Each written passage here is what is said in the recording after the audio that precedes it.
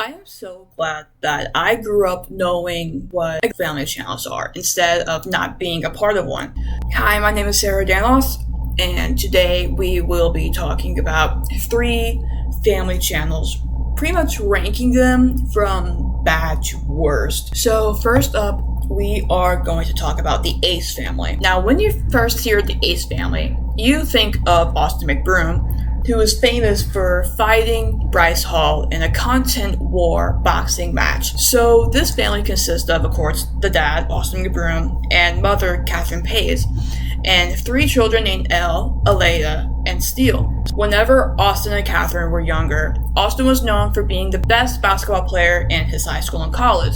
On the other hand, Catherine was known for being a Victoria's Secret model. They met at a dinner party in 2015, and they later had Elle in 2016. So Austin started to focus more on his family life than his basketball career. Some of the controversies that some of the Ace family has been involved in are, you can think of them as like 18 plus because of how disturbing it is. So, first things first, Austin McBroom bought a phallic-shaped lollipop for a little girl. People first thought it was his daughter, but it was like a family friend of theirs. He bought a phallic-shaped lollipop for a little girl at an 18 plus store, more than likely Spencer's. Also, another thing about Austin is that whenever he would receive backlash, he would treat his fans pretty crappy, saying that they're ungrateful. Some other controversies, I remember hearing this from another YouTuber named I'm Alex. He was reacting to a video where Catherine, the wife, would put on costumes, and Austin and their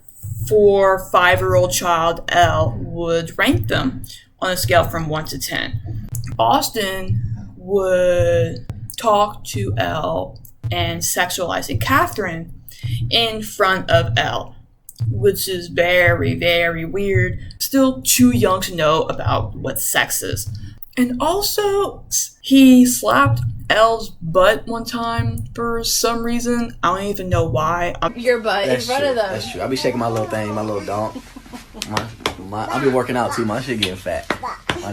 Yeah, lights, bulb. God, I can't.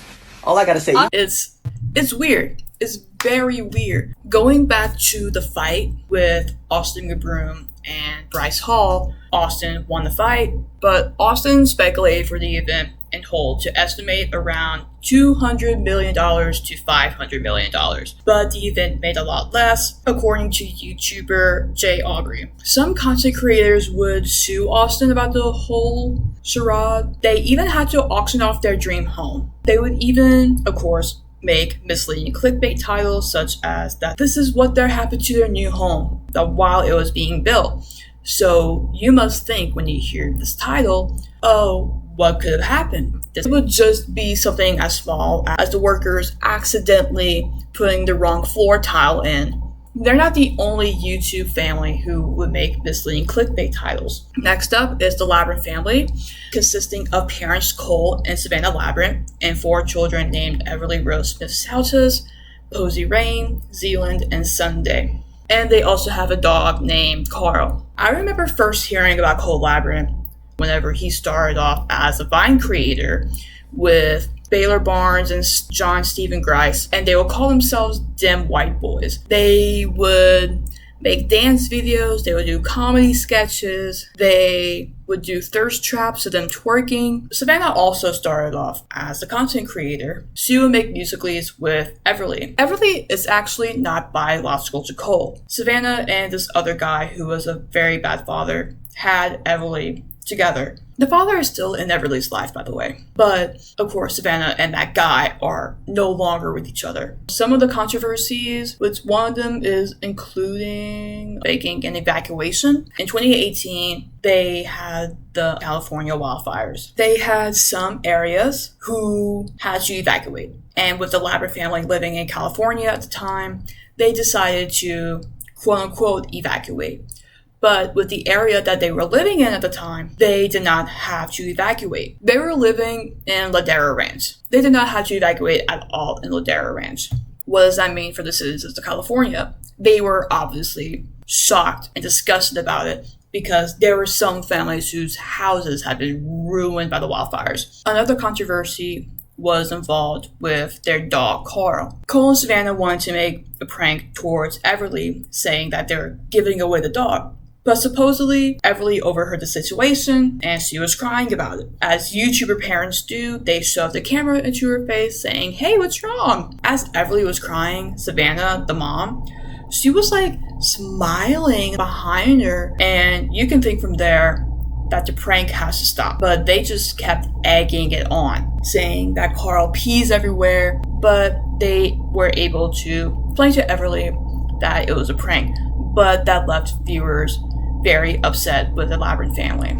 The next controversy that they had, they made this one documentary called Our Daughter Has Cancer. And when you click on the video, you must think, oh my god, one of their daughters has cancer. They said that they thought their daughter had cancer, but she did not. It was like a campaign video about cancer. It's like very nice of them to do a little campaign, like talking about cancer and the downside of cancer. But the way they titled the video, very disgusting, to exploit one of their daughters like that. Speaking of exploitation, we are lastly going to talk about the 8 passengers, consisting of Ruby and Kevin Frank, were the parents, and 6 children named Sherry, Chad, Abby, Julie, Russell, and Eve. So in earlier years, the viewers have been speculating about Ruby's behavior towards her kids, which would count Ruby yelling at her kids, admitting to be a neglectful mother, and even taking away Christmas for her 2 younger kids. There have been videos on the internet about her behavior, with one video of her kids play fighting and telling them, hey,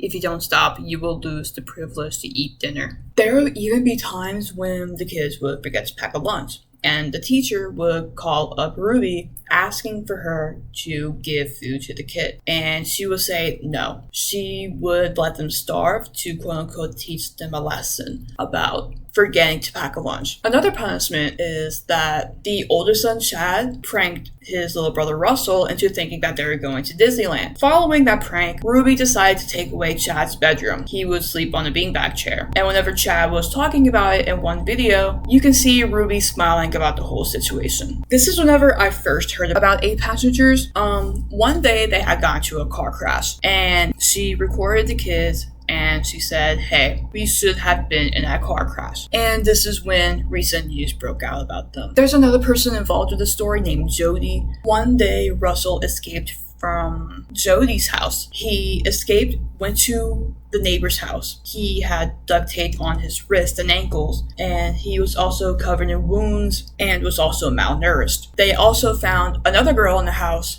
with the same condition. So the neighbor called up 911, talking about the condition that the child was in. According to Johnny Gilbert, the neighbor was starting to cry. Johnny Gilbert himself, reacting to the call, said that it gave him chills. And that's all the information I could get on all of these families. That these families would do anything to exploit their children just for a click. Like I said before, I'm so glad that I grew up. If anything, all of us grew up in a society where YouTube family channels were non-existent.